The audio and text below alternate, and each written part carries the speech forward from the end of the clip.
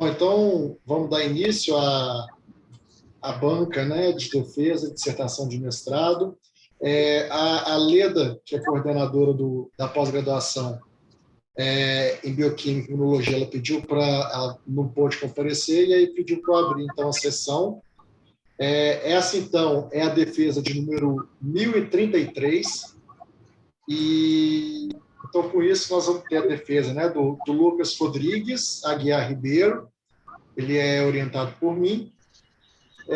Gostaria demais de agradecer ao aceite da banca, né? Então, primeiramente, a professora Maria José Santos Campagnoli Santos, desculpa, que é minha colega aqui do Departamento de Fisiologia e Biofísica, e também a professora Mariana Quezado, que é professora da Bioquímica, né? Do Programa de Pós-Graduação em Bioquímica e Imunologia. Agradecer, então, demais a presença de vocês duas. E das boas-vindas a todos que estão assistindo essa defesa. Lucas, então eu vou te dar a palavra, você tem em torno de 30, 40 minutos para fazer o seu seminário, tá bom? E depois a gente passa para a fruição.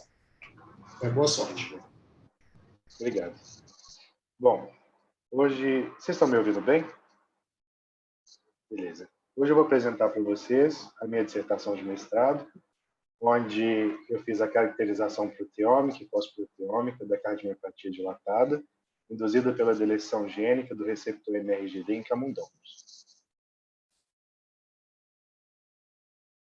Não estou passando. Bom, a American Heart Association classifica as cardiomiopatias como um grupo heterogêneo de doenças do miocárdio associadas às disfunções mecânicas e elétricas do coração e que podem ou não apresentar uma hipertrofia ou uma dilatação dos ventrículos do miocárdio.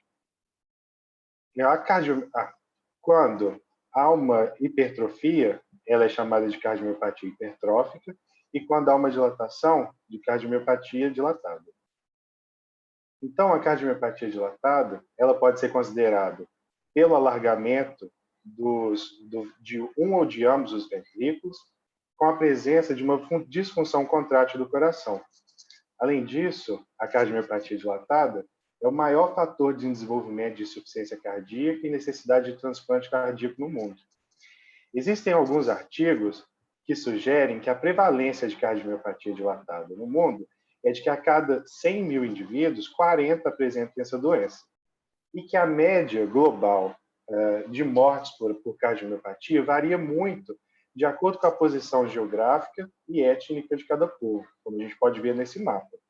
Mas que a média global de mortes por cardiomiopatia é de que a cada 100 mil indivíduos, 5,9 morram de cardiomiopatia. Existem duas causas principais indutoras da cardiomiopatia dilatada, que são os fatores adquiridos e os fatores genéticos.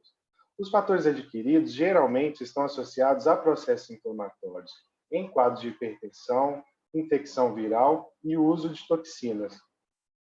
E os fatores genéticos estão associados à deleção ou mutação em genes muito importantes para a formação do sarcômero, do envelope nuclear, do disco Z, do citoesqueleto, do núcleo, de alguns canais iônicos e do retículo endoplasmático.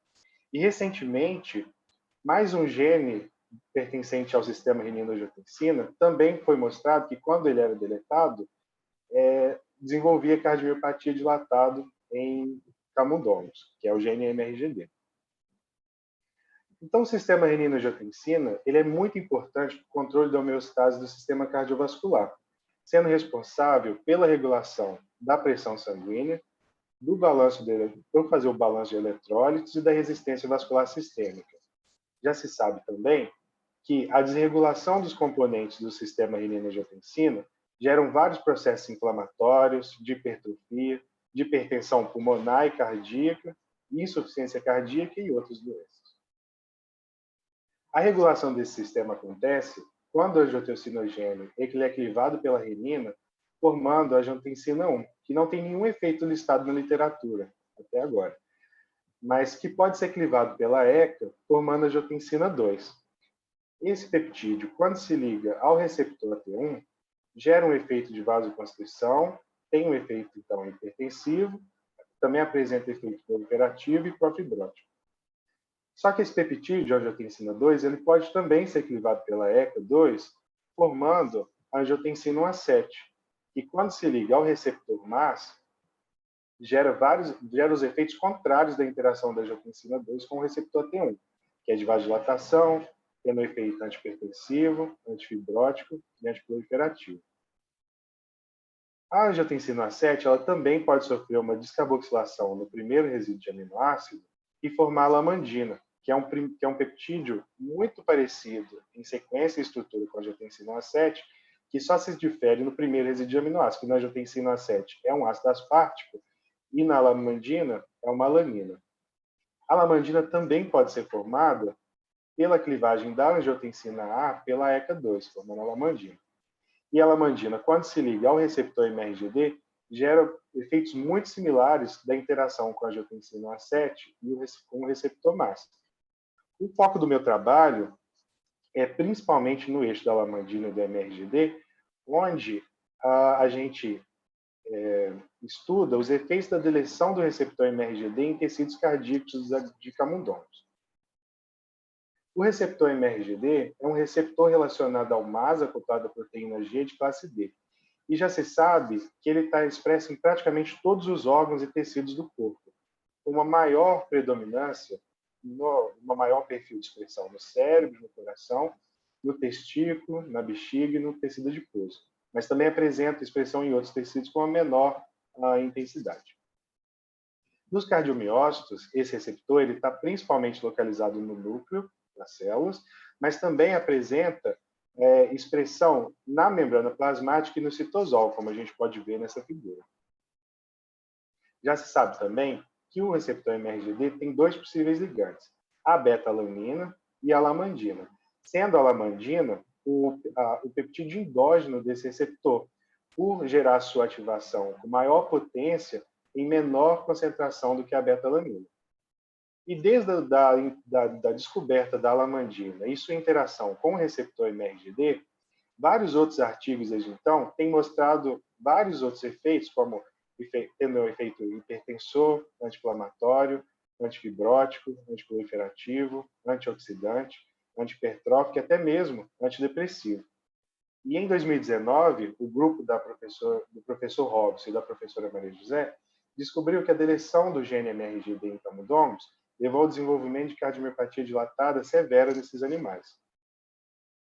Então, nesse artigo, eles fizeram a caracterização fisiológica usando ensaios de ecocardiografia, onde eles mostram que os animais sem o gene MRGD, os MRGD-KO, eles apresentam um menor débito cardíaco, uma menor fração de ejeção, um menor encurtamento do coração, um maior volume diastólico e sistólico e um maior diâmetro sistólico e diastólico nos animais MRGD-KO, mostrando que o coração desses animais, além de sofrer uma disfunção fisiológica, eles também apresentavam um alargamento dos ventrículos, caracterizando a cardiomiopatia dilatada. Em ensaios com corações isolados, usando o sistema Landendorff, eles também mostraram que o coração dos animais MRGD apresentaram uma pior performance cardíaca quando comparados com os animais controle. E eles também mostraram que os corações dos animais MRGD eles eram maiores que os corações dos animais controle. MRGD-KO, né? Desculpa. Em ensaios com os cardiomiócitos isolados, eles mostraram também que a área celular dos cardiomiócitos sem o gene MRGD eram maiores, mas que apresentavam uma menor fração de encurtamento dessas células e, consequentemente, uma menor força de contração, né, nesse grupo experimental. Eles também mostraram que o perfil de contração dos corações dos animais MRGD-KO e os controles eram bastante diferentes, como a gente pode ver nesses vídeos. Então, a ideia do trabalho, porque já houve essa caracterização fisiológica muito bem caracterizada, foi fazer o entendimento, foi elucidar as bases moleculares dessa doença induzida pela deleção do receptor MRGD por proteômica. Em 1994, Mark Williams definiu o proteoma como todas as proteínas expressas por um genoma, uma célula, um tecido em um determinado momento. E a proteômica como o estudo desse proteoma. Dentro do estudo de proteômica, é possível fazer vários tipos de análise, como o perfil de expressão proteica, o estudo das modificações pós-tradicionais, o estudo das interações entre essas proteínas, a elucidação estrutural e funcional dessas proteínas. Nas últimas décadas, a comunidade científica percebeu que o proteoma ele apresenta uma maior complexidade quando comparado com o genoma. E essa complexidade ela se dá porque durante os processos de transcrição aqui é gerado várias isoformas diferentes e que depois de traduzidas, essas proteínas essas diferentes isoformas podem sofrer várias modificações pós-adicionais, gerando uma infinidade de diferentes proteoformas dentro de um proteoma, que vai servir então para explicar as diferenças de um fenótipo ou de uma doença.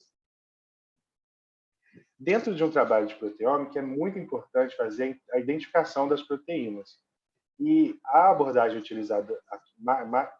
mais utilizada atualmente é utilizando a shotgun bottom-up, onde as proteínas de uma célula ou de um tecido, elas são digeridas usando uma enzima que tem um perfil de clivagem específico, e esses peptídeos gerados com um padrão de clivagem específico vão ser submetidos às análises espectrométricas, onde terão os espectros experimentais resolvidos aqui. E esses espectros experimentais vão ser comparados com os espectros teóricos gerados pela digestão in silico das proteínas de um banco de dados da mesma taxonomia que você usou, que foi usado para as análises experimentais. Então, pela comparação dos espectros experimentais teóricos, é possível fazer a identificação dos peptídeos. Como eu disse anteriormente, o estudo das modificações pós-adicionais, elas são muito importantes para entender ou para caracterizar bem um fenótipo ou uma doença, por exemplo. E dentro das modificações pós-adicionais, a fosforilação é atualmente a modificação pós-adicional mais utilizada, pois ela está presente em praticamente todas as vias de sinalização e processos biológicos acontecendo a nível molecular. A fosforilação, ela acontece quando uma quinase ela faz a hidrólise do ATP, transferindo um grupo fosfato para a proteína, ou quando ela faz a remoção, ou quando uma fosfatase faz uma remoção desse grupamento fosfato, transformando esse fosfato em fosfato inorgânico. E essa adição ou remoção desse agrupamento fosfato na proteína vai fazer com que haja uma mudança conformacional, né, nessa molécula, fazendo com que haja ou a sua ativação ou inativação, ou induzindo crescimento, síntese, degradação e vários outros processos nessa e em outras proteínas. Então, estudar o proteoma e fosproteoma dos animais com cardiomiopatia dilatada, induzida pela deleção gênica do MRGD, é importante para uma melhor compreensão do papel desse receptor no sistema cardiovascular e na homeostasia do tecido cardíaco, além de oferecer boas pistas sobre os mecanismos moleculares da doença. Então, para isso, o objetivo geral do trabalho, né, foi realizar a caracterização proteômica e pós-proteômica dos tecidos cardíacos derivados de camundongos controle, que são os WT, e com o gene MRGD deletado, que são os MRGD-KO. E os objetivos específicos foram avaliar e comparar os parâmetros morfométricos de coração entre os grupos experimentais controle e MRGD-KO, avaliar as vias moleculares alteradas no tecido cardíaco, matriz extracelular e cardiomiócitos isolados de corações de animais MRGD-KO, usando proteômica e fosproteômica. E realizar as análises funcionais das proteínas reguladas nas principais vias de sinalização em processos biológicos alterados. Para fazer a avaliação dos parâmetros morfométricos, foram feitas as análises histológicas, com a coração de hematoxilina e eosina. E, resumidamente, os corações dos animais de ambos os grupos, né, foram dissectados, introduzidos em uma solução concentrada de KCl, lavados com uma solução de PBS. Esse tecido ele foi fixado com formaldeído, parafinizado, laminados em cortes transversais processados com álcool xilol e corados com hematoxilina e eosina, e analisados usando uma lupa de aumento. Além disso, a massa corporal, cardíaca e o comprimento da tíbia dos animais de ambos os grupos foram medidos. Como nós podemos ver no painel A, houve uma dilatação proeminente do ventrículo esquerdo dos animais MRGDKO com os animais, quando comparado com os animais controle. No entanto, não houve diferenças significativas entre a massa cardíaca dos animais do grupo MRGDKO e controle, nem quando eram usados os valores absolutos, nem quando esses valores eram normalizados pelo comprimento da tíbia ou pela massa corporal. Entretanto, houve um aumento da massa corporal nos animais MRGDKO quando comparados com o grupo controle, tanto quando usava os valores absolutos, quanto usava os valores normalizados pelo comprimento da tíbia.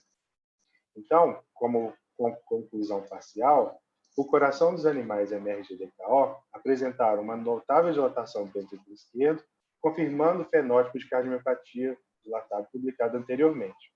Entretanto, não houve diferença significativa na massa cardíaca entre os grupos experimentais. E, no entanto, a massa corporal dos animais MRGDKO foram maiores que os controles. Então, nas análises proteômicas e pós-proteômicas, foram utilizados os tecidos de ventrículo esquerdo e, para fazer o isolamento desse tecido, os corações provenientes dos animais de ambos os grupos foram dissectados, lavados com PBS, inibidor de protease e fosfatase, em banho de gelo. O ventrículo esquerdo ele foi isolado, congelado em nitrogênio líquido e macerado, usando grau e pistilo, utilizando também nitrogênio líquido. Após a maceração dos tecidos, esses tecidos eles foram guardados no freezer -80 para uso posterior.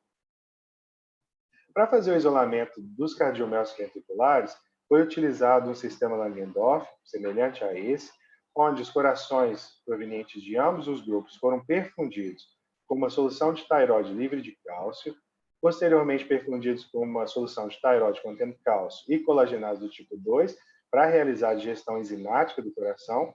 E após a digestão enzimática, esses tecidos cardíacos também foram submetidos à digestão mecânica. E as células dos cardiomiócitos foram filtrados. Então, esses cardiomiócitos foram centrifugados, recuperados e congelados em nitrogênio líquido e congelados para uso posterior.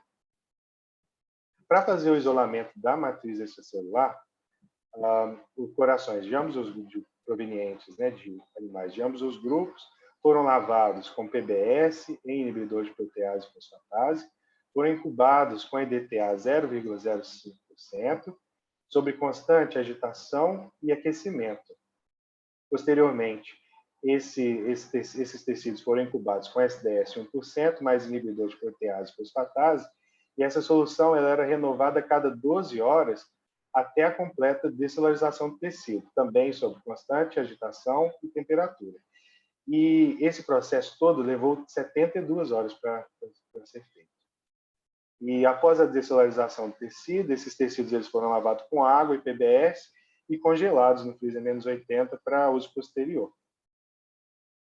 Então, para fazer as análises proteômicas, depois de todos os tecidos cardíacos obtidos, eles foram submetidos à preparação da amostra da mesma forma, onde as proteínas de cada amostra foi extraída usando a ureia e tiureia.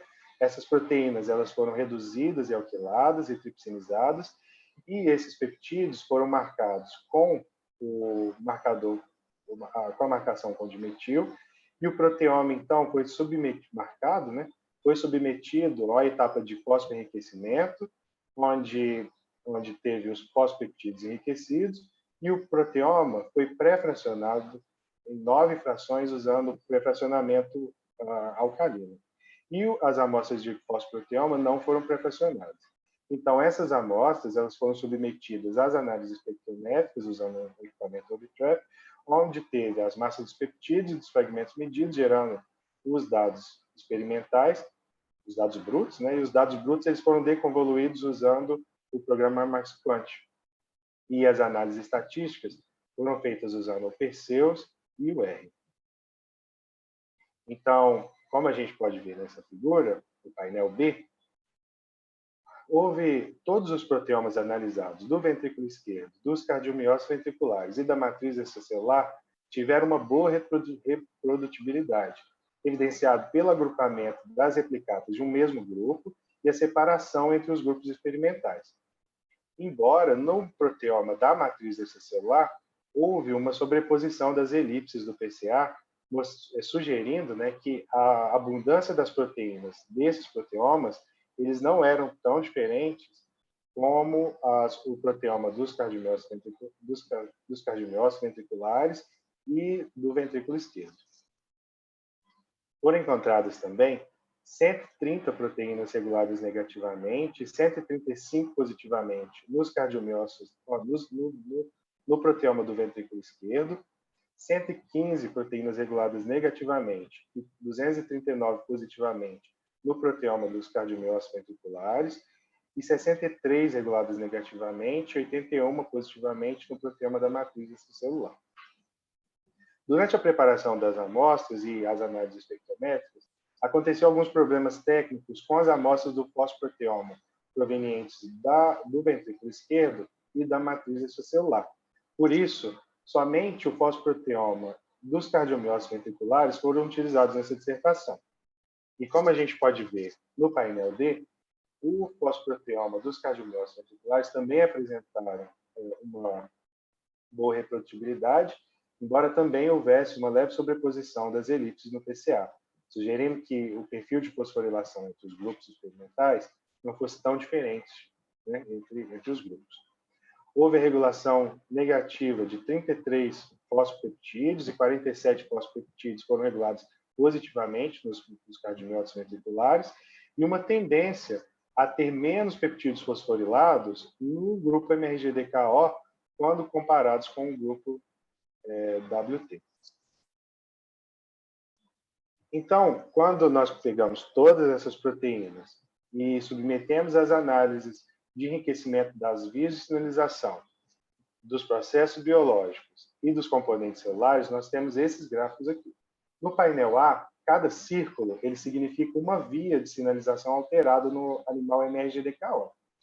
E quanto maior o tamanho do círculo, mais proteínas estavam sendo reguladas nos animais MRGDKO naquela via. E quanto mais escuro o círculo for, maior é a probabilidade daquela via realmente estar sendo alterada nos animais MRGDKO. Nesse gráfico do processo biológico, é parecido o pensamento. Cada bolinha, cada círculo, significa um processo biológico ou um componente celular. E o tamanho de cada círculo mostra o número de proteínas sendo regulados nos animais MRGDKO em cada processo, em cada componente. E quanto mais para a direita aqui, e quanto mais escuro o círculo for, maior é a probabilidade de que essa via realmente estava sendo alterada nos animais MRGDKO.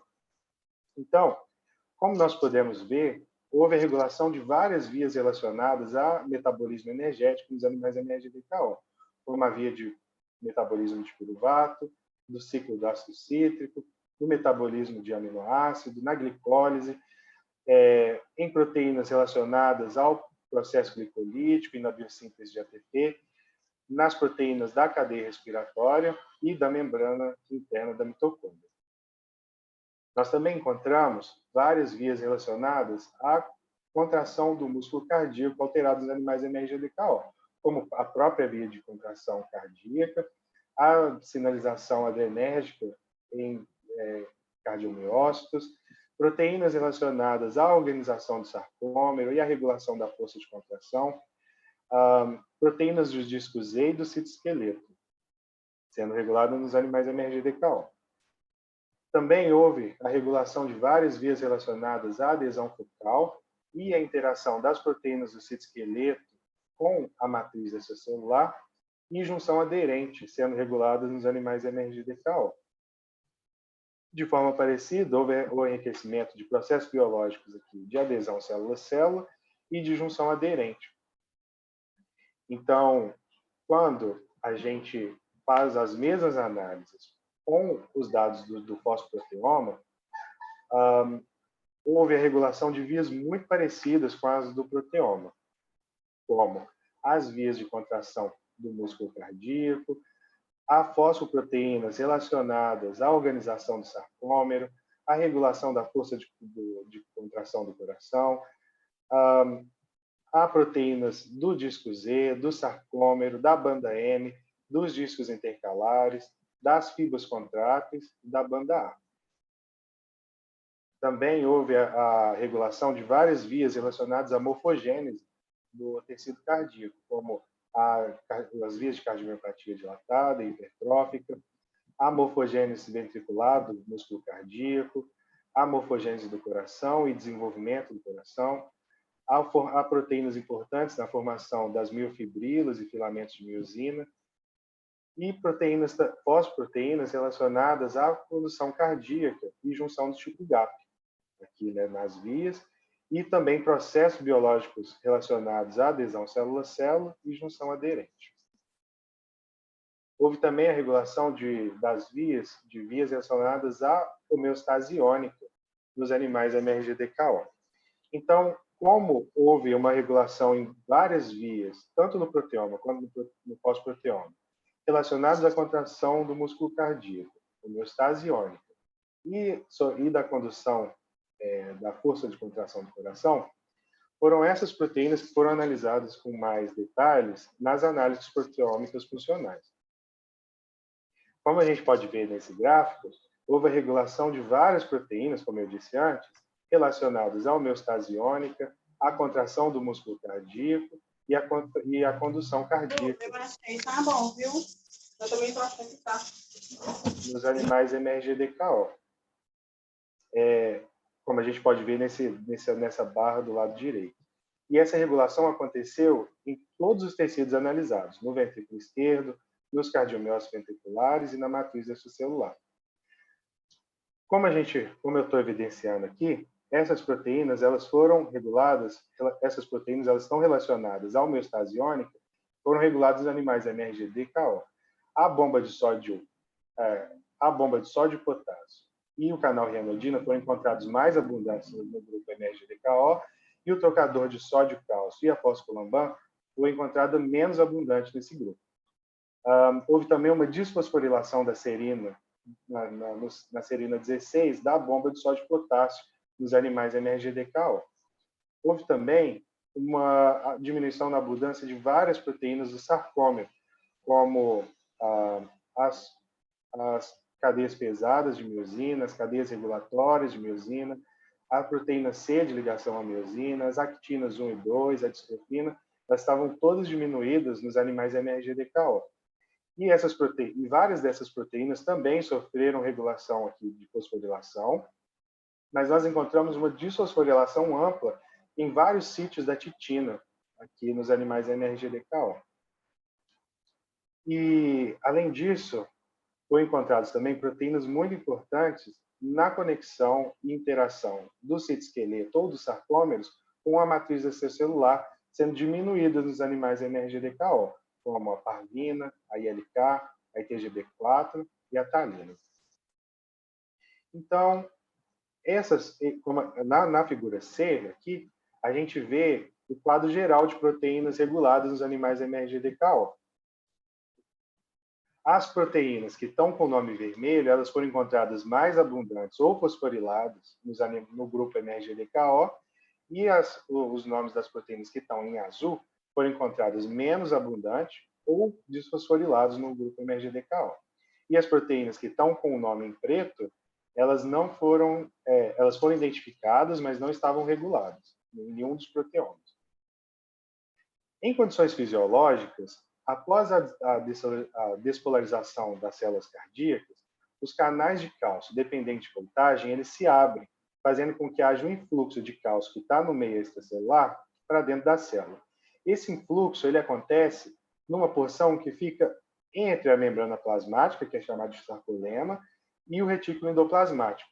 E esse aumento da concentração dos íons cálcio nessa porção faz ativação dos canais reanodina, fazendo com que esse canal se abra, fazendo o efluxo de cálcio que está dentro do retículo endoplasmático para essa mesma porção.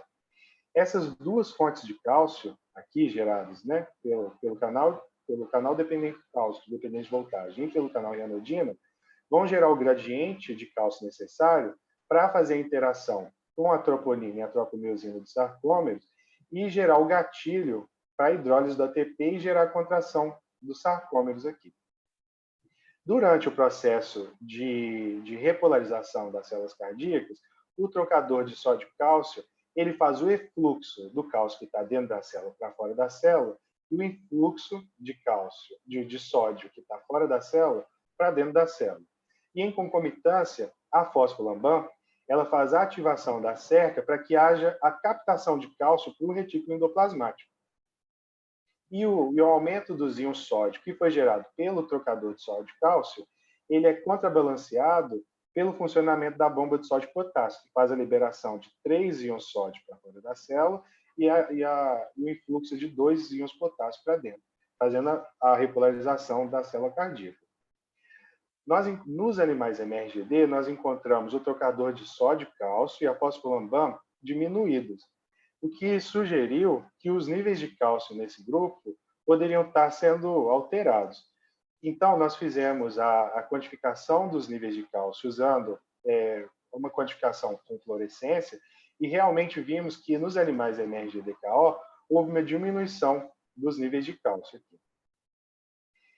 Além disso, nós também encontramos uma desfosforilação na serina 16 da bomba de sódio e potássio, que é um sítio de fosforilação importante para o controle da afinidade da bomba de sódio e potássio pelos íons cálcio, sugerindo que essa bomba estava sendo inibida aqui por essa desfosforilação, fazendo com que haja, possivelmente, um aumento de íons cálcio nas células cardíacas que poderia prejudicar o potencial de repouso das células. Além disso, nós encontramos várias proteínas dos sarcômeros sendo reguladas negativamente, ou seja, com uma menor abundância quando comparados com os animais controle, como a proteína C de ligação à miosina, as actinas 1 e 2, as cadeias pesadas e regulatórias da miosina, sugerindo com que os sarcômeros eles estão sofrendo uma disfunção, um prejuízo tanto na função quanto na organização dos sarcômeros dos animais MRGD-KO.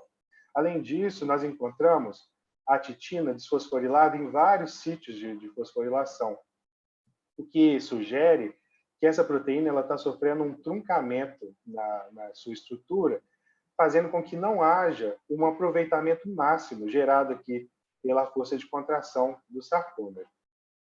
Além disso, foram encontradas também várias proteínas de adesão focal que fazem a conexão dos sarcômeros com a matriz extracelular, como a parvina, a ILK e essa ITGB4 aqui diminuídos nos animais MRGD-KO, sugerindo que, além de uma disfunção da função e organização dos sarcômeros, a força gerada da contração nos animais MRGD estavam sendo prejudicadas na transmissão da força para o tecido como um todo.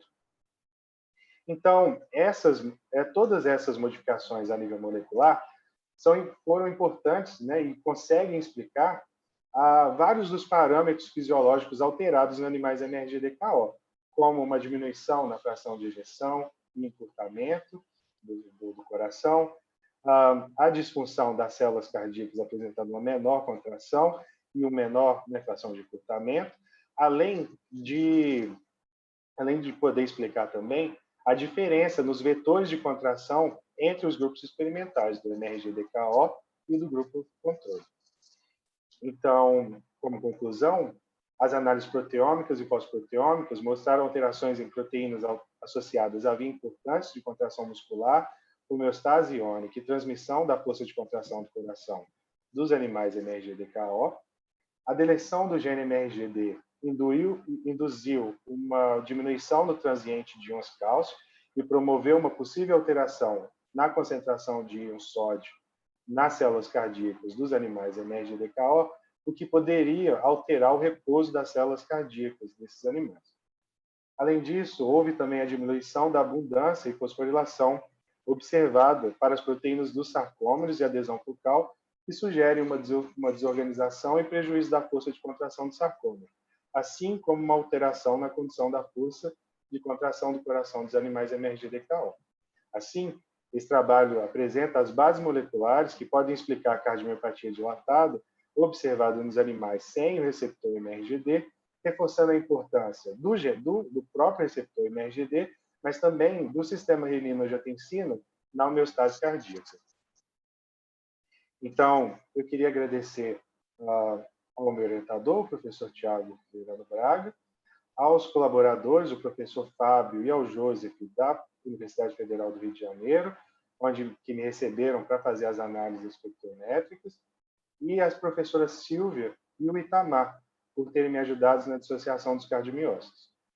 Também queria agradecer ao Laboratório de Hipertensão, ao Grupo NPF e às agências de fomento, pela ajuda direta e indireta. Obrigado. Beleza, Lucas. Muito obrigado, então, pela apresentação. Nós vamos, então, passar para a parte de arguição da banca. Gostaria, então, de chamar a professora Maria José, né? Eu acho que a gente tinha que começar, Tiago, com a Mariana, porque ela vai fazer uma análise mais da né? Ela é da área de proteômica, então ela deve fazer uma avaliação mais técnica, mais aprofundada aí no trabalho do Lucas, e eu vou fazer mais uma questão filosófica geral. Eu acho que a gente pode ir também nos dois, né? Se vocês toparem, a gente pode também, né, ficar Sim, eu posso... aberto e...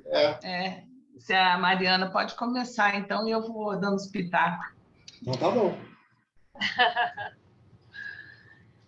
Então tá, né? Tá bom, gente. Obrigada por me chamarem para fazer parte da banca do Lucas, né? Eu, na verdade, acho bem bacana, porque acho que o Lucas entrou na UFMG junto comigo. Então, eu venho acompanhando, né? Assim, eu acho que o crescimento do Lucas durante a graduação dele, ele começou a iniciação com o Tiago, eu acho, né? Não sei se ele fez outra antes. Eu tive também na banca de seleção de doutorado do Lucas, né? Então, assim, é bem bacana a gente poder ler o trabalho, né? E participar assim, desse momento. Eu vou começar te dizendo, Lucas, que eu acho bem bacana, assim, dado histórico, né, do que eu te conheço, desse tempo todo que eu venho acompanhando o que você está fazendo, e eu acho que é muito legal o trabalho, eu acho que você aprendeu muito, né, eu acho que você cresceu bastante. São muitas técnicas, né, e são muitas coisas, eu acho que, assim, o preparo de amostra em si já é um mundo de técnica, né? Você sabe disso, porque você publicou um trabalho onde você tenta padronizar uma técnica para um tecido, né? Então, a gente sabe que cada tecido que a gente vai trabalhar e querer tirar uma informação biológica, a gente tem que trabalhar de uma maneira diferente. Tem a análise do dado, né? Então, analisar o dado é uma outra ciência por detrás, né? Se você coleta vários dados de proteômica, e você fala assim, agora, o que eu faço com isso aqui? Né? A mesma coisa de você coletar as medidas, né, do coração igual você fez, você tem que fazer alguma coisa com aquilo. Né? Como é que você interpreta? Como que você analisa? E eu acho que colocar isso no contexto, que é o contexto que eu domino menos, né? Que é o contexto do sistema cardíaco, né? Do músculo do coração e do sistema que você está analisando. Então, acho que são muitas coisas, são muitas etapas. Eu, inclusive, vou chegar em alguns pontos de análise que eu até quero te perguntar um pouco de como que você chegou nelas. Mas antes de começar, e até a professora Maria José, se quiser interromper também pode, eu não sei nada, né, sobre sistema cardiovascular, né? Sei pouquinho. O meu conhecimento mais profundo e curioso que eu tenho é a história da girafa, que o Tiago me contou em algum momento da minha vida, que eu repito isso para todo mundo, que eu acho muito legal. Mas quando eu vi esse modelo do animal, eu sempre sou curiosa com esses animais knockouts que todo mundo usa para estudar uma determinada condição. Porque eu acho, e aí eu vou te dar a minha visão de quem está de fora, Eu acho que é muito importante, isso está de uma maneira muito explícita no texto, o porquê desse modelo em detrimento de outros, entendeu? Assim, por que esse modelo? Normalmente, a gente costuma dizer assim, porque é o modelo que a gente tem ali, é o mais fácil. Mas esse modelo tem outros elementos, né? E aí eu fui atrás para dar uma estudada e eu achei curioso porque esse receptor, o NRGD, ele participa de várias vias de sinalização fisiológica em vários órgãos. E aí me veio a pergunta, eu falei, caramba, tudo bem que ele leva a cardiopatia dilatada, né? Mas como que você, como é que você separa esse efeito do que está acontecendo, não sendo uma consequência de outras coisas? Pensando no coração, num órgão que está, assim, eu imagino, né, ligado direto com respiração, né, fluxo de oxigenação, várias outras coisas. Porque tem muita coisa mostrando o NRGD em pulmão, né? Assim, tem uma relação muito forte. Então, assim, explica um pouquinho para mim, só para eu entender um pouco melhor. Então, isso é uma limitação do trabalho. A gente realmente não vai conseguir separar as variáveis que pesa a cardiomiopatia dilatada. Tem uma outra questão que é importante, é que essa deleção ela é feita desde lá do nível embrionário. Então, não tem como, eu acho, saber se é um efeito só do MRGD ou se é durante o desenvolvimento do embrião, até a formação do coração. É complicado mesmo saber. Eu não sei, eu não saberia distinguir bem como que isolaria tipo assim, isolaria todos os fatores para falar que é realmente só do MRGD essa disfunção, porque como a gente viu, houve a regulação de várias proteínas que são muito importantes que são até indutoras de cardiomiopatia dilatada, como a ptitina. Essas proteínas estruturais, elas são muito importantes no desenvolvimento de cardiomiopatia dilatada e do coração como um todo, né? Então, assim, eu também não sei explicar, não. Mas, assim, essa era até uma ideia do Futura, né? De tentar, às vezes, fazer... Não usar um outro modelo, usando talvez CRISPR, para ver se fazer a deleção em um determinado momento, depois, por exemplo, do animal adulto, se também induziria a cardiomiopatia dilatada, ou, não sei, alguma coisa desse tipo. Então, Lucas, do ponto de vista da formação da pessoa, né? Eu vou fazer várias colocações aqui, Maria José, professora, se quiser, você vai me interrompendo, tá? Não, tranquilo. Porque eu acho que são do ponto de vista da formação do estudante mesmo, sua, assim, né? Uma pessoa que está terminando o mestrado e que vai entrar no doutorado, está seguindo uma carreira acadêmica. O lugar, né? Assim, existe um lugar muito importante na nossa escrita, chama conclusão. E a conclusão é um lugar que a gente conclui o trabalho, mas a gente ali usa para falar das limitações da nossa pesquisa. Então, eu acho que vale para você, ali na sua conclusão, você ter algumas frases sobre exatamente isso que você falou, porque você sabe disso, né? Então, colocar essa mensagem para o leitor, né, que vai pegar a sua dissertação e ele vai ver, o modelo é legal e tudo, mas você já deixa lá, apesar disso, esse modelo, tal, né, e uma maneira da gente ver isso, talvez seja, né, que nem você falou, usar o CRISPR e tudo, mesmo que você não tenha a resposta, mas é o lugar, assim, 2 frases, entendeu? Que vão e se enriquece o trabalho e mostra que você está consciente das limitações do seu modelo. Porque é como eu falo também para todos os meus estudantes aqui, né? E eu sempre falei muito para mim mesma. A gente todo estudo trabalha com modelo, e todo modelo é limitado, porque nenhum modelo, ele trabalha com a realidade absoluta. É muito difícil se aproximar da realidade. E a ciência é isso, a gente cria modelos e a gente tenta, né, ali imaginar, né, ou criar hipóteses do que pode estar acontecendo num sistema maior. Então, eu acho que isso é bem importante. Tá? Aí você escreve lá depois, acho que vai ficar bacana. Beleza, anotei aqui. Ô, Lucas, eu tenho uma pergunta também. Aí é uma curiosidade mais minha. Você acha que você fez uma caracterização proteômica?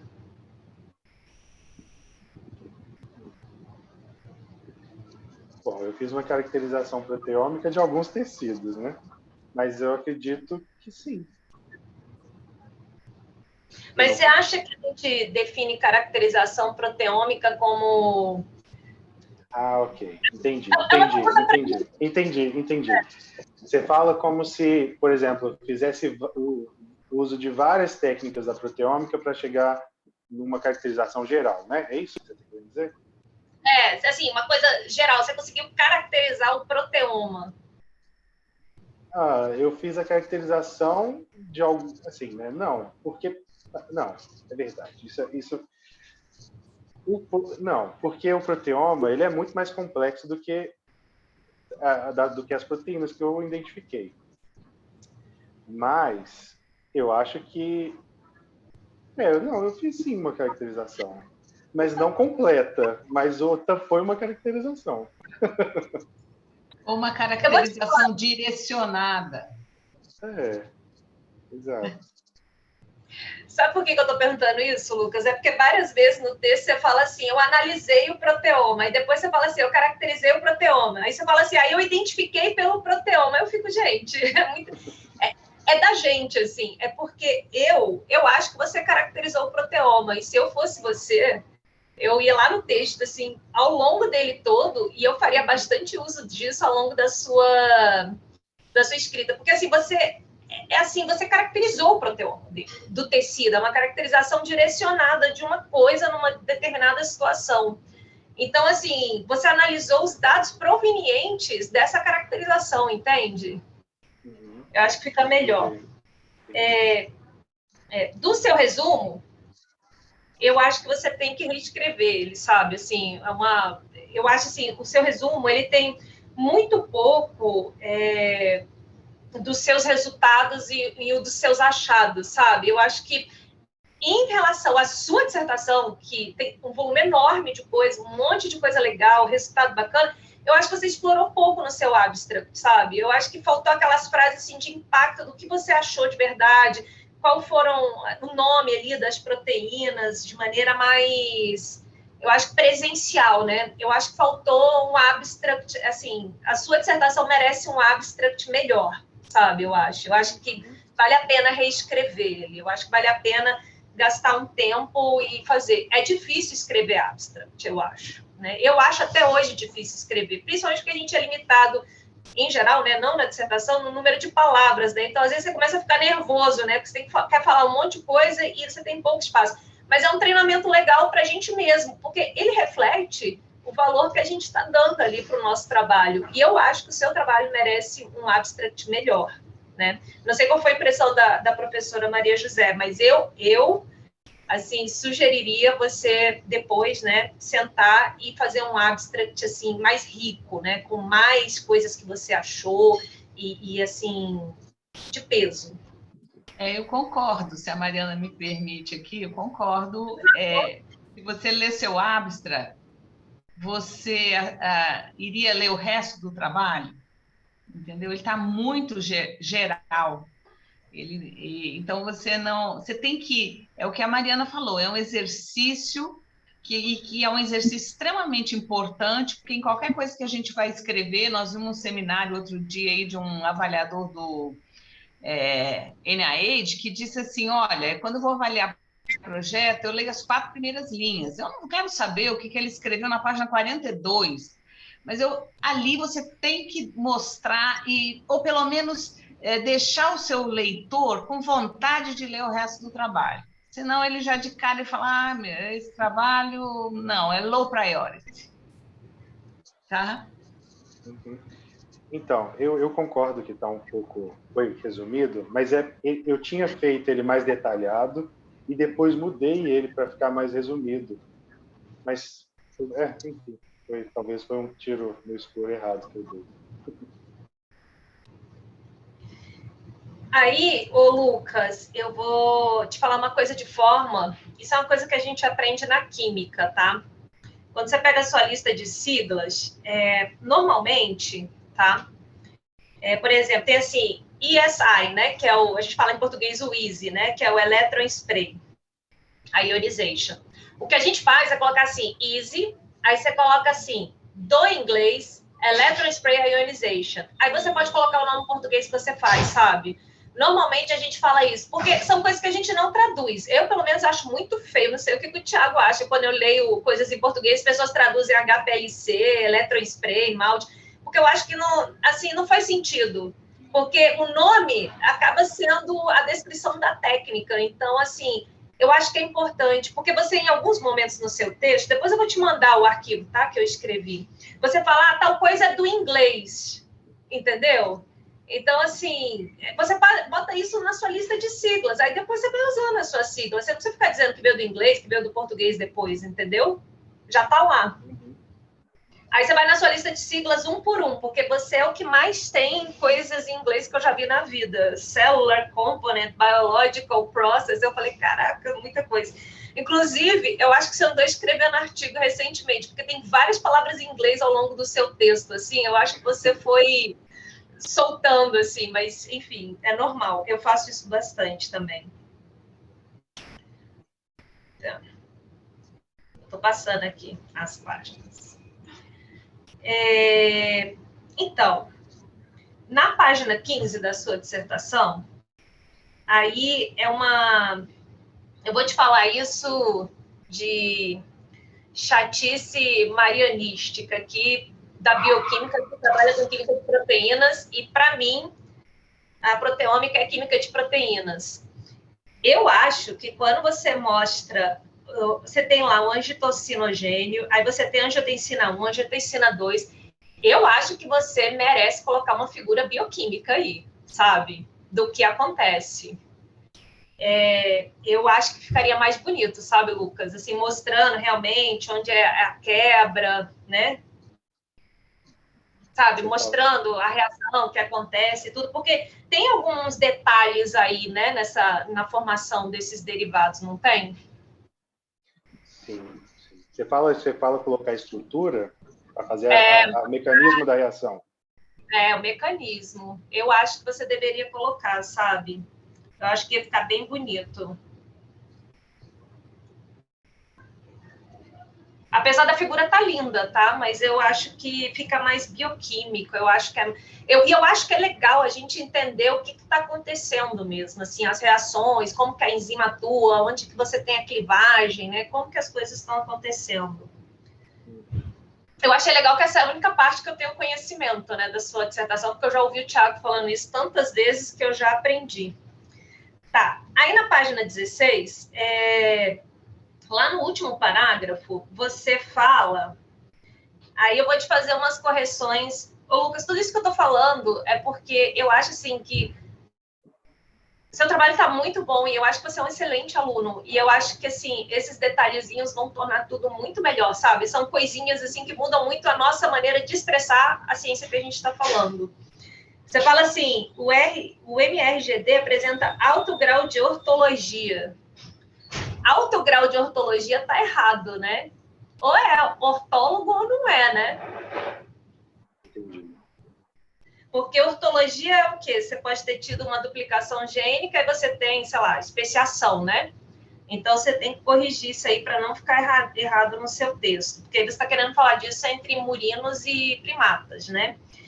E aí, isso é uma discussão que eu tenho com muitas pessoas, né? Mas você fala assim, embora o RMGD tenha alta similaridade com o RMGD, né, da classe A, B e C, blá, blá, blá, eu acho muito vago falar alta similaridade, porque alta similaridade é muito relativo, porque depende do que você está falando. Pode ser alta similaridade, entendeu? Porque você tem 99% de identidade, ou pode ser alta similaridade, sei lá, estrutural. E em termos de identidade de aminoácidos, você não vê nada.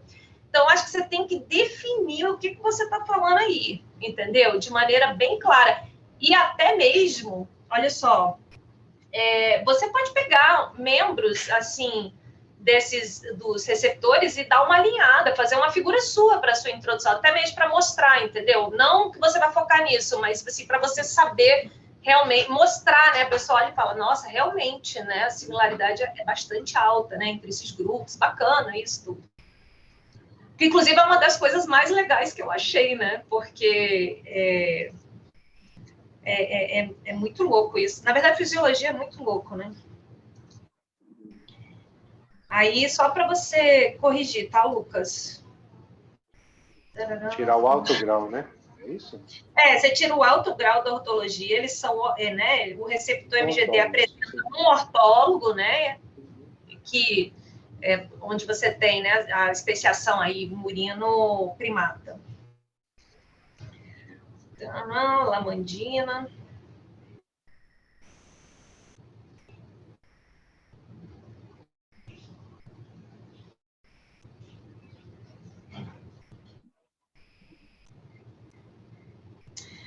Então, vamos lá, página 26. Eu vou pular todo esse negócio aí de coração. Maria José vai te fazer todas as perguntas do coração. Lá na página 26, você fala de proteômica, né? Lucas, eu acho que proteômica não é uma área do conhecimento. Você escreveu aí, ó, sendo a proteômica, na linha 4, a área do conhecimento que estuda os proteomas. Eu acho que a área do conhecimento que você está é química de proteínas, bioquímica. Proteômica, eu acho que é uma técnica. Assim, é um método de estudo, entendeu? Eu não acho que é uma área do conhecimento. Eu acho que a sua área do conhecimento é a mesma da minha.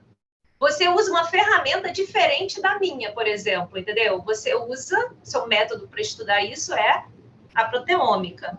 Então, não sei se a professora Maria José concorda comigo, né? Mas eu acho que vale a pena tomar cuidado com isso, sabe? Porque senão daqui a pouco todo mundo tem uma área de conhecimento própria, entendeu? Justo. Justo é ótimo. Então, aí eu vou te fazer perguntas assim, quantas proteínas você quantificou no seu estudo? Ao todo? Eu quero um número. Foram 1919. Foi 1919 mesmo? Sem duplicato, né? Quando considera que... Porque a mesma proteína, às vezes, foi identificada em vários dos proteomas, em todos os proteomas, e essas eu não contei. Eu só contei sem duplicato. Distintas, né? Você falaria, então. É isso? 1970 distintas, únicas. Distintas, exatamente.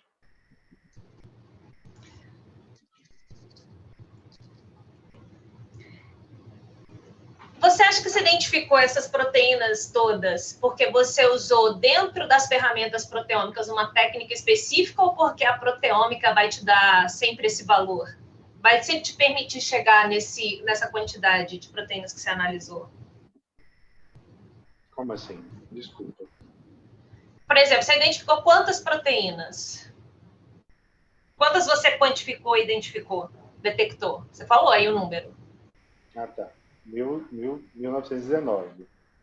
Você usou uma técnica específica dentro do conjunto das técnicas disponíveis, não foi? Sim. Se você tivesse usado eletroforese bidimensional, quanto que você acharia que seria esse número? Depende, né? Depende do equipamento que usou depois, depende da técnica. Depende. É verdade. Mas, no geral, se usasse, por exemplo, MALDI, que é a técnica que usa eletroforese, a gente ficaria bem menos. Mas, em comparação com outros trabalhos, poderia identificar mais do que foi identificado. Sugestão, tá? Porque eu acho que o erro, ele vai seguindo ao longo da vida e a gente sabe que todo mundo pega a dissertação de todo mundo e sai repetindo o erro. Sugestão, que é uma coisa que eu tenho, é meu isso. Eu acho que quando você diz que atualmente é possível detectar e quantificar milhares de proteínas em amostras biológicas através da proteômica, eu não acho que isso é verdade. Eu acho que você pode quantificar e detectar eu acho que você tem que dar uma faixa aí, entendeu? Porque você detectou milhares porque você está num universo com um tipo de análise, você concorda comigo? Mas vai ter uma pessoa que vai querer fazer proteômica que está num outro universo, sei lá, A gente tem, né, no ICB, a professora Hélida, ela ainda faz a eletroforese bidimensional e tudo. Eu não acho que ela chega a essa quantidade de proteínas detectadas e quantificadas, né? Não, eu entendo. Mas eu coloquei é possível justamente para ter essa condição de que é possível chegar. Entende? Mas eu acho que você tem que falar que é possível chegar de algum lugar até esse lugar, entendeu? Dentro de uma realidade do que a técnica te dá. Ó, isso, assim, eu tô te falando isso porque eu... Você acha que tem que, por exemplo, acrescentar, tipo, falando desses tipos de análise que identificam mais ou menos nessa frase, nesse parágrafo, por exemplo? Você quer saber como que eu colocaria isso? Em algum lugar, que eu não vou achar aqui agora, você fala do poder de resolução das técnicas analíticas, certo? Eu juntaria isso com a questão, hoje em dia, com o poder analítico das técnicas disponíveis, é possível detectar milhares de proteínas, entendeu? Porque é muito amplo o universo da proteômica. Eu posso chamar de proteômica um pull-down que eu fizer. Se eu ligar uma proteína numa coluna e eu passar um extrato do coração e eu quiser ver as proteínas que estão ligando ali e eu caracterizar, isso é um proteoma direcionado, né? Eu posso fazer um imunoproteoma, eu posso pegar alguma coisa que liga, né, sei lá, estudar a ligação com alguns anticorpos. Então, assim, é muito relativa essa informação. Eu acho que cria uma falsa impressão que toda vez que você vai fazer a proteômica, você tem 1 milhão de proteínas, entendeu? Isso, 1 milhão não, milhares de proteínas. Isso não é verdade. Entende o que eu estou querendo dizer? Entendi.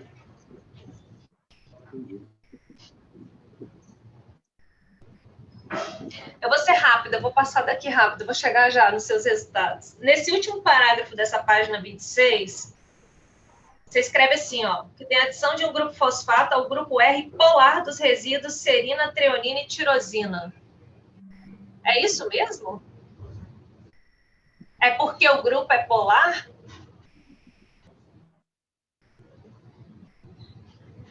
Como assim? Eu não entendi a pergunta. Você falou que tem a adição de um grupo fosfato ao grupo R polar dos resíduos, tal, tal, tal e tal. Essa adição do grupo fosfato, ela ocorre porque esses resíduos são polares? É isso mesmo ou não? Não, acontece por causa da carga, né? Do aminoácido. Eu tenho uma hidroxila, né? Então, assim, polar é só uma das características desse aminoácido. Porque se fosse assim, vários aminoácidos poderiam ser fosforilados, o que não é verdade. Bom, você sabe disso, né? Você fez o fosforoteoma. Então, você tem que corrigir aí, entendeu? Colocar direitinho o porquê, né? Para não ficar errado. Tá, aí na página 27, você fala blá, blá, blá.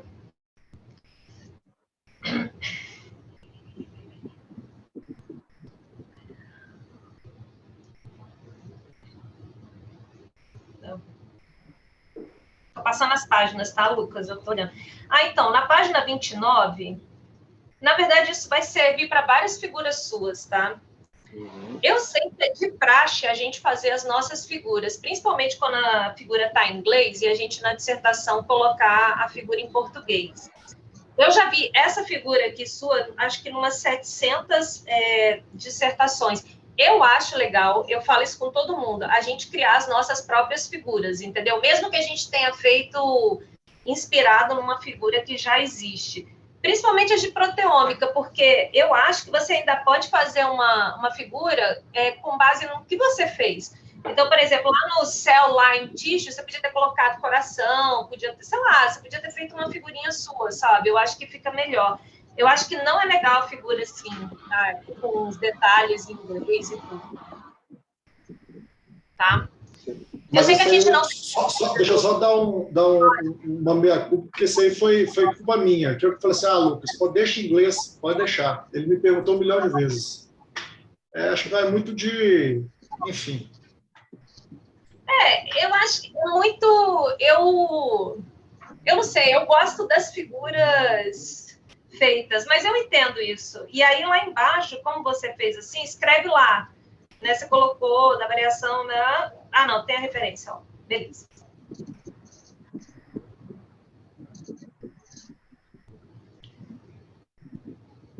Você sabe que esse negócio da marcação isotópica que vocês chamam de leve, médio e pesado, eu fico irritadíssima, né? Mas eu já aceitei porque é da proteômica, é assim que se fala. Então, eu aceito. Eu não vou mais reclamar mais disso. Até anotei aqui na sua dissertação, falei, não reclamar.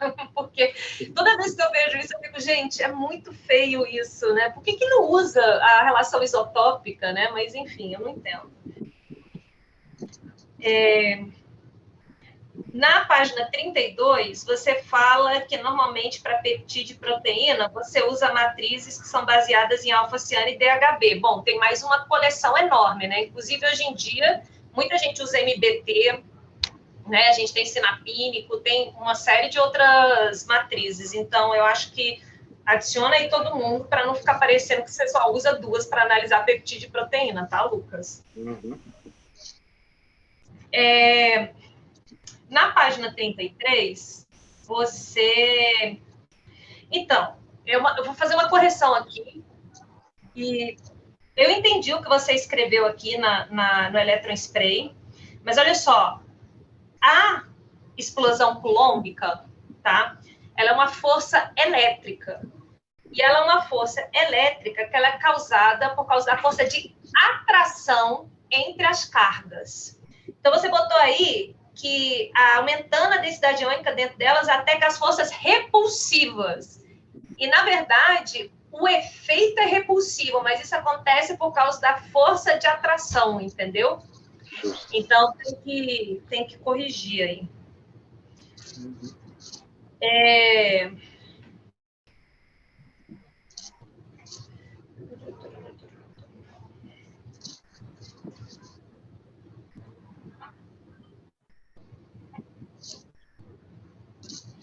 Na página 36, então, aí eu vou te perguntar do ion trap, porque é o seguinte, você escreveu na linha 1, 2, 3, 4, que existe um potencial de frequência constante de amplitude. Olha só, amplitude, ela mede a direção oscilatória, né? E quando você tem frequência, você está medindo a quantidade de oscilação. Então, se você tem um potencial de frequência constante de amplitude variável, eu achei meio esquisito. O que acontece de verdade dentro do Electron Spray? Do ion trap, você fala, né? Desculpa, do Ion Trap, isso. Então, esse equipamento, né, que tem esses 3 eletrodos, eles vão ser submetidos a uma carga elétrica, e aí que vai ter uma faixa específica para aquele determinada massa-carga que você está querendo analisar. E aí, por causa da interação das cargas do peptídeo com esse campo eletromagnético, esses peptídeos eles vão ficar presos ali.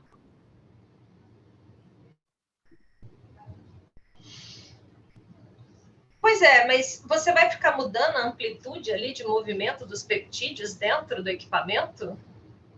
Isso acontece de verdade? Isso que é aplicado... Variável?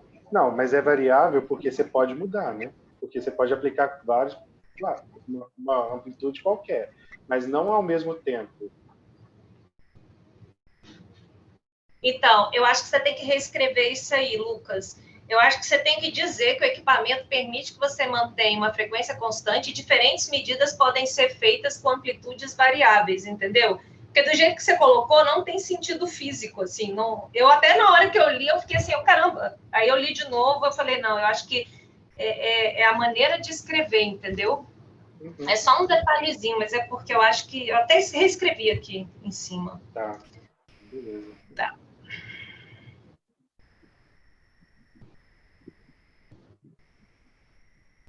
Então, na sua justificativa, aí eu vou de novo... Então, eu não sei nada sobre fisiologia. Assim, não sei nada é ótimo, né? Eu sei muito pouco sobre fisiologia. Fisiologia cardíaca eu sei menos ainda, né? E eu sabia menos ainda sobre esse gene MRGD. Então, assim, eu aprendi com a sua dissertação. Mas eu fui ler sobre, aí eu vi essa coisa toda que a gente começou no início. E você fala na sua justificativa pouco que se sabe sobre os mecanismos moleculares desencadeados pela deleção gênica do MRGD. Isso é verdade? Repete, por favor, para eu entender o que você quis dizer. Você acha que pouco se sabe mesmo sobre a deleção desse gene, dos mecanismos moleculares que são desencadeados pela deleção gênica do RMGD? Bom, sim, porque não tinha nenhum artigo publicado sobre isso até então. Aliás, nunca foi publicado. Mas, assim, e até porque, em comparação com os outros componentes do sistema renina-angiotensina, esse receptor MRGD, ele é o menos, assim, é o que está sendo estudado agora. Recentemente, começou a ser estudado com mais... está surgindo mais artigos. E as vias de sinalização não estão muito bem descritas mesmo.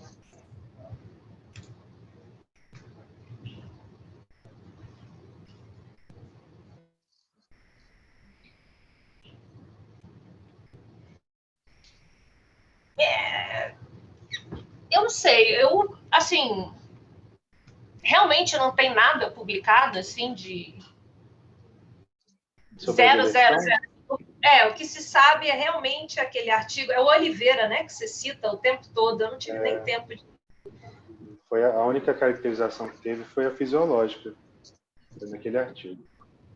O restante dos artigos, eles mostram a interação da lamandina com o receptor MRGD.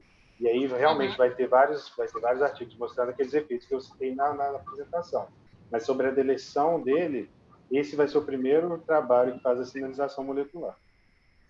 Então, vou voltar no que eu te falei, a primeira coisa, eu acho que você tem que ser menos... Qual a palavra correta para isso? Tímido com o seu trabalho, e eu acho que você tem que colocar isso em algum lugar lá de cara no início, entendeu? Assim, já brilhantemente no seu abstract, e quando você começar a dissertação, você colocar isso lá. Essa foi a única vez que você comentou isso, é quando você chega aqui na justificativa. Eu falei, caraca, sério? Mas ele nem chamou atenção para isso.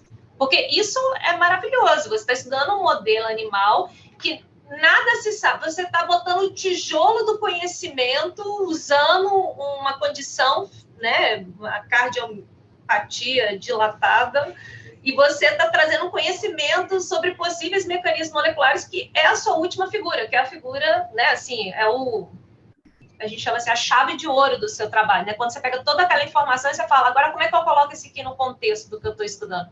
Então, eu acho que isso tem que estar lá, eu não sei se a professora Maria José concorda, mas isso tem que estar chamando a atenção, gritando lá atrás para você. Sabe por que? É porque isso realmente me gerou bastante dúvida, porque é uma das limitações, porque a gente, assim, eu não sei se as proteínas que foram alteradas no meu fenótipo, ele é porque é claro que é porque houve a deleção do receptor, mas também tem a cardiomiopatia dilatada por cima desse fenótipo. Então, fica muito difícil distinguir entre o que é o efeito da cardiomiopatia dilatada, que vai gerar um efeito fisiológico, que também vai induzir uma modificação molecular, e o que é só o efeito do receptor MRGD. Mas eu realmente acho também que poderia ser melhor evidenciado. Mas você entende assim, por que eu não fui tão incisivo em falar sobre isso do receptor MRGD? Eu entendi, e eu acho que você pode escrever exatamente isso, que esse não existem, mas apesar do seu modelo não conseguir diferenciar, blá, blá, blá, blá, blá, blá, e isso vai trazer um conhecimento a respeito dessa condição, entendeu? Nesse modelo. Deixa eu dar só um pitaco. Eu acho que o que está aprendendo o Lucas é que você está preocupado com a palavra mecanismos. Mas olha só, Lucas, nada se sabe sobre as alterações moleculares em um animal que não tem o receptor MRGD. É zero. E é isso que você mostrou. Alterações moleculares em termos de proteínas, né, que estão alteradas e cujo fenótipo pode ou não ter a ver com a cardiomiopatia dilatada.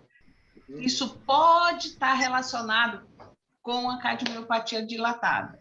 Claro que, né, certo? Eu acho que a questão é que, como você escreveu mecanismo, você ficou com medo de... Mas não se sabe nada. Este é o primeiro estudo, essa pode ser a primeira frase da discussão, ou este é o primeiro estudo que mostra quais são as alterações moleculares, tarará, num animal que apresenta deleção desse receptor. É a primeira frase do abstract, na minha opinião. Aqui eu mostro o primeiro trabalho, blá, blá, blá, blá, blá, blá. E aí você vai embora. Mas isso aí é uma coisa de personalidade do Lucas, né? O Lucas, ele tem a personalidade... Se ele tiver que vender as qualidades dele para alguém, ele morre de fome, porque ele é muito humilde. Ele não consegue ver a qualidade dele, do trabalho. Então, ele tem essa coisa mesmo de querer achar que é normal as coisas. Mas é basicamente o primeiro trabalho... Não, eu acho até bom ele ser mais conservador, porque o outro extremo também é muito ruim. Tem gente que não tem nada na mão e diz que já descobriu tudo, né? Mas, na verdade, isso é um exercício maravilhoso para alguém com a personalidade do Lucas, porque é você falar com propriedade sem ser arrogante, porque também tem esse limiar, né? Como que eu não vou ser arrogante no meu trabalho? Isso que a Maria José falou é perfeito, né? Tem gente que não tem nada e, assim, salvou o mundo, né? Enfim... Mas aí é por isso, entendeu, Lucas? E eu acho, assim, que isso por si só já justifica o seu trabalho, entendeu? Então, assim, eu acho que ir nesse caminho vai ser muito bom, vai ficar lindo o seu trabalho, tá? Ô, gente, eu posso ir no banheiro rapidinho? Pode! Ele já pega uma água para você. Aí eu vou também. Vamos aproveitar. Eu vou até pausar aqui a gravação. A filmagem? Pode pausar? Pode. Descobri isso sexta-feira. Só um minuto. Caraca, eu não sabia que podia pausar, não.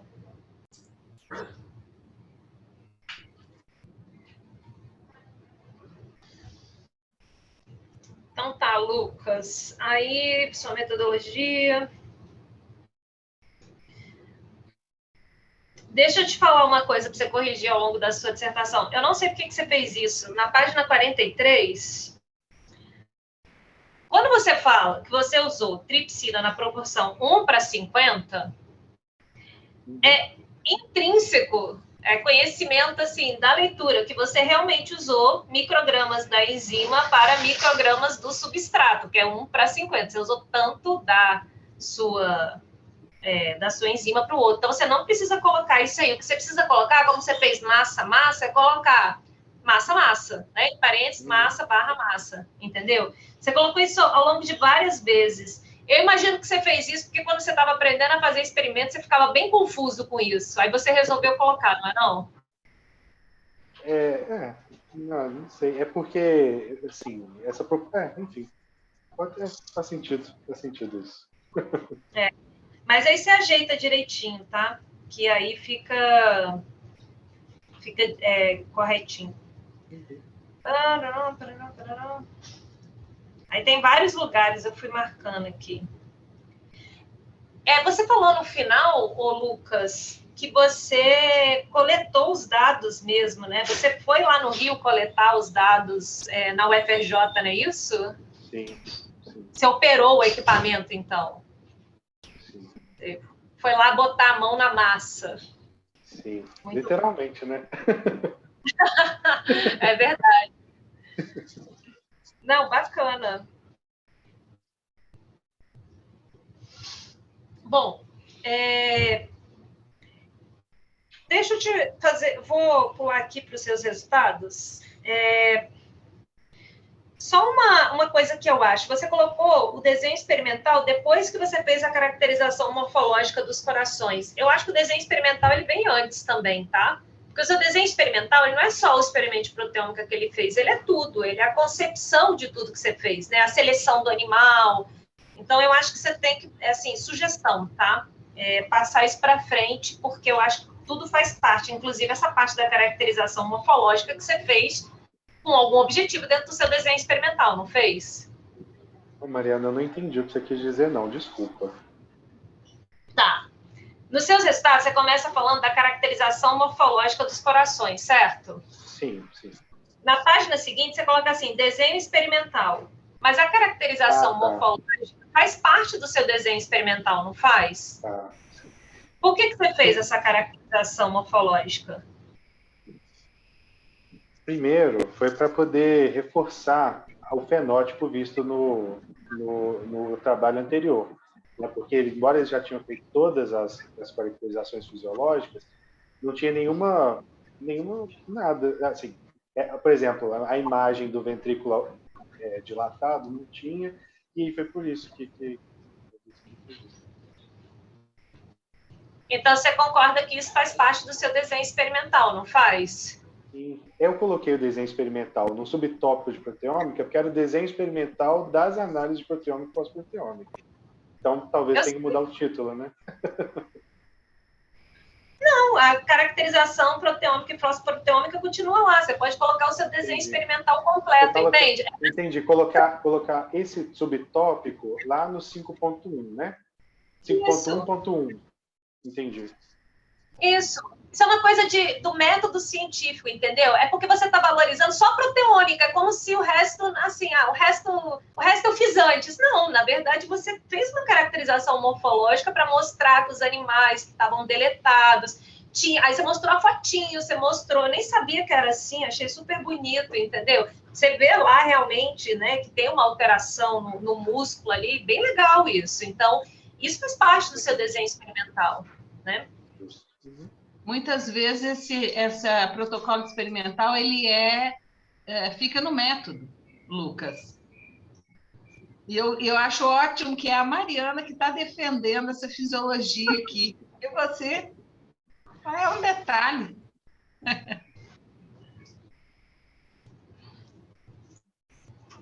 Verdade, eu vou mudar aqui. Vou passar para esse. Faz sentido. Sabe o que é, Lucas? Quando a gente ama muito uma coisa, aí a gente abraça ela e a gente defende aquilo com unhas e dentes. A gente faz isso. Às vezes eu falo para os meus alunos, não, calma, RMN não é tudo isso, né? Tem outras coisas, amor. Não, né? Mas não é nem desfazendo dos outros resultados. É porque como o objetivo do trabalho foi fazer assim, o foco, né, do trabalho foi fazer a caracterização proteômica, eu realmente coloquei só, mas faz todo sentido. Eu vou passar mesmo. Eu vou voltar numa coisa que eu te falei para pensar. De novo, olha só, Lucas, eu não falo esse tipo de coisa que eu tô falando para você com todo mundo. Normalmente eu passo batido, assim, mas é porque é você e eu acho que a formação do Lucas, futuro cientista. Você já é um cientista, né? Mas, assim, ali, você daqui a 10 anos dando uma palestra, eu assistindo. A proteômica é uma técnica. Você está olhando para uma coisa muito maior, mas você domina a proteômica. E com isso você consegue responder a sua pergunta. Eu acho que é isso que você tem que vender de você. Não uma pessoa que só sabe a técnica, mas você não faz a técnica pela técnica. Você tem uma série de perguntas ali por debaixo que são muito importantes, entendeu? Então, isso muda completamente quem é o Lucas. Muda completamente várias coisas. Você vai para além da técnica, entendeu? Ou da ferramenta, né? Usar essa ferramenta. Que é uma ferramenta riquíssima, muito ampla, que tem milhões de abordagens, que você pode ir de várias formas. Tá. Na página 50, lá na última linha, você fala assim: listas de todas as proteínas e fosfopeptídeos estatisticamente regulados. Está errado, né? Por quê? Porque o peptídeo não é estatisticamente regulado. Os peptídeos são regulados, eles foram validados estatisticamente, né? Você usou uma ferramenta estatística para validar o seu dado, não foi? Sim. Então, entendi. Você tem que tomar cuidado quando você colocar essas coisas assim. E estatisticamente regulado, a gente vai chegar nesse ponto da análise do seu dado, é muito relativo, porque depende muito de como você está olhando e os valores que você usa para assumir que alguma coisa é estatisticamente regulada, concorda? Sim, totalmente. E aí você muda de página. Agora eu tenho várias perguntas para te fazer. Aliás, uma delas é, Lucas, eu sei que você quis colocar tudo numa página só e tá super figura de artigo esse aqui. Mas eu acho que para dissertação é porque eu estou no meu tablet, eu faço assim, sabe? Eu dou um zoom e tá maneiro. E diz você que fez o PCA e os plots todos no R. Então, você consegue baixar lá numa super resolução. Eu acho que você tem que aumentar essas figuras aí. A figura 15, 16, 17, 18, fazer umas legendas maiores. Porque, caraca, você não consegue nem ver a figura direito, entendeu? Assim, pro artigo tá lindo. Tá na pronto hora pro de artigo, passar né? pro... Mas para a dissertação tá, eu concordo. O artigo está ótimo. Pois então, eu tinha feito separado e depois mudei também. Mas é quando eu fiz a figura quando faz a exportação, ela fica maior. Só que quando ela passou pro Word, ela ficou desse tamanho mesmo e ficou realmente pequena. Eu acho que vale, sabe, Lucas, separar. As figuras estão bonitas, estão bem feitas e a gente tem que ver o dado. E aí eu vou te fazer algumas perguntas. Olha só.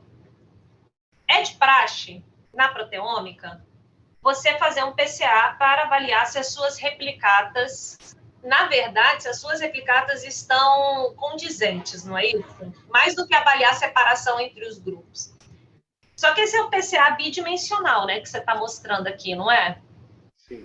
Quando você plota esse PCA, como que você plota esse PCA? De onde surge esse PCA? De qual dado? Com a quantificação de todas as proteínas sem nenhum misto-velho. Sem nenhum misto-velho. Você pegou todos os pontos lá que foram gerados, né? Todos os, vou chamar de sinal, né? Que você detectou, não é isso? Exato. E você quantificou, né? Isso. Exato. Tá. Aí, quando você faz o PCA, aí você me corrige se eu estiver errada. Para ele dar essa separação, ele está dizendo quem é que está aqui na dimensão 1 e está dando na dimensão 2 para dar essa separação, não é? Sim, sim. Você chegou a olhar quem são esses...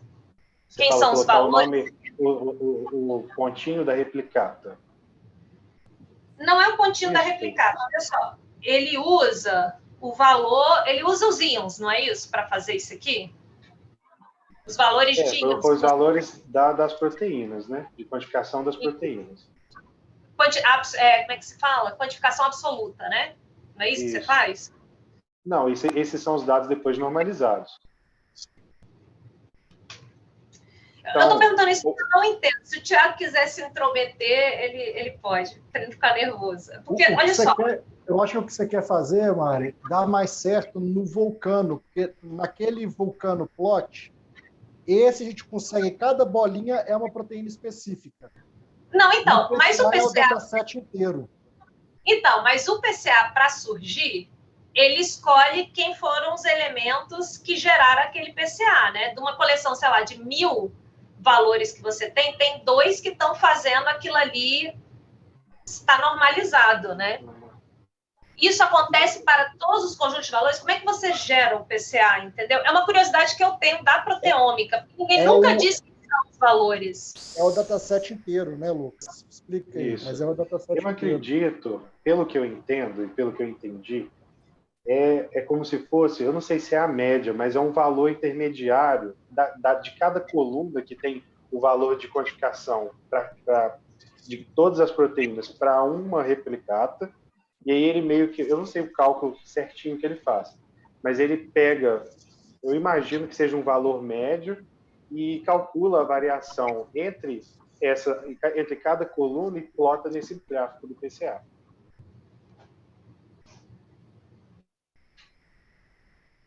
O PCA é uma análise de componente principal, né? Sim. Tem alguma coisa que está levando a mostrar que tal grupo ele está homogêneo e se diferencia daquele outro, certo? Sim.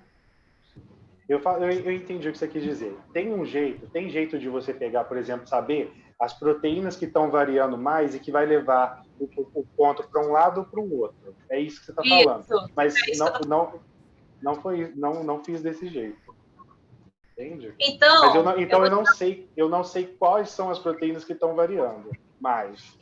Então, seu PSA, você tem que escrever isso na sua metodologia, que para avaliar a reprodutibilidade entre as suas replicatas, você fez essa média dos valores, você não sabe quem são. Aí é o que o Thiago falou. Para você ver quem são cada uma das proteínas, aí você vai para o seu vulcano plot, né? Ou não? Sim. Porque o vulcano plot vão ser. ser... Então, que aí é a sua figura C, né? Isso. Aí, ó, por exemplo, a figura C é dos proteomas do... Eu já até esqueci o que são as letrinhas, mas eu lembro. Aí eu vou te fazer uma pergunta, tá? O vulcano plot, o eixo X, ele representa o quê? O valor de intensidade de cada proteína, né? Mas de um grupo que você está correlacionando, né? Então, o seu controle Isso, e o outro, não é isso? Isso. Aí, por isso que ele separa assim, né? Sim. Aí você tem um grupo, você vai ter dentro da sua comparação um grupo que você está chamando de down-regulated e outro que você está chamando de up-regulated, né? Uhum. Por que... Olha só, eu sei a resposta, eu quero que você me responda. Por que você está chamando... Eu entendo no seu gráfico, você está chamando o lado esquerdo de down-regulated e o lado de cima de up-regulated, não é? Direito, sim. Uhum. Isso. Por que o que está para baixo é down e o que está para cima é up? Porque os valores que foram usados, eles estão mostrando somente de uma... Tipo assim, é um grupo menos o outro, porque a gente usou logaritmo. Então, você está vendo ali as proteínas só dessa razão, e não, tipo, de cada grupo experimental. Eu acho que você tem que colocar isso também na sua metodologia, porque a pessoa que não sabe nada de proteômica, ela olha para esse vulcano plot e ela fica assim, e aí? O que esse vulcano plot está me dizendo? Eu acho que tem que explicar como você fez, principalmente que você deixou lá bem claro que você usou o factor mine no R para fazer. Então, você pegou o seu dado e você disse qual era o valor de p-value que você queria usar, né? Porque você fez menos... Então, o que está mais lá para cima... Aí é uma pergunta, vamos lá, do ponto de vista, né, de como você analisa isso aqui. Quem está mais up lá, né, valor mais distante no eixo Y, são essas proteínas que têm maior valor estatístico de significância, né? O menor, né? Tem uma tabela com quem são esses outliers que ficam para cima? Então, eles separados não. Eles estão junto com todas as identificações. Entendi. Olhando seu vulcano plot, você realmente acha que o corte é em 0,05? Eu não quis usar o fold change, porque quando Ele já sacou. quando eu apliquei o fold change de 1,5, que geralmente é o que usa nos artigos, não fica, sei lá, 3, 4 proteínas reguladas, entendeu? Então eu decidi não usar. Mas olha só, por que isso acontece quando você aplica o fold change? Você sabe explicar? O que ele faz, ele pega, além do valor de p-value, a variação entre a abundância das proteínas, né? Então, essas proteínas que estão mais perto do zero, ele meio que não considera que houve a variação suficiente para poder realmente, além de ter o valor de P, uma variação na abundância suficiente para ser regulado. Mas isso assim, eu acredito que é só um critério, né, que a gente pode usar.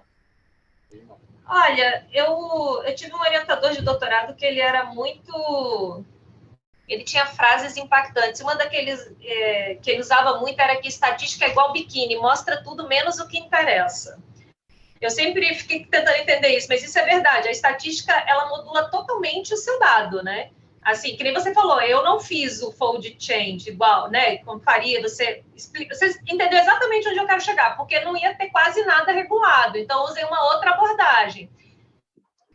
Opinião minha, tá? O Thiago pode se meter também. Eu acho que você tem que escrever isso na sua metodologia de análise de dados. Porque é muito importante as pessoas saberem que você tentou uma abordagem e você foi para outra.